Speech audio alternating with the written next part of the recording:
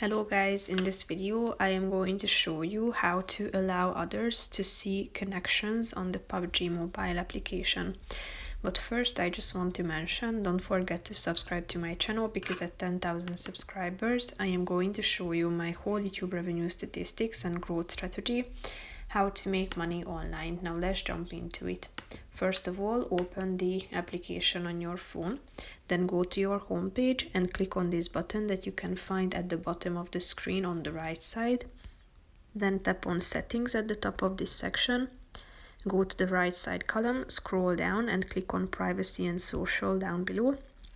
Scroll down to the connections section, and in this first column you can see the allow others to see connections feature that you can turn on easily by simply tapping on the enable button. Here, if you tap on the enable button, you can enable certain connections such as lover, buddy, bromance or BFF, so you can enable or disable certain features.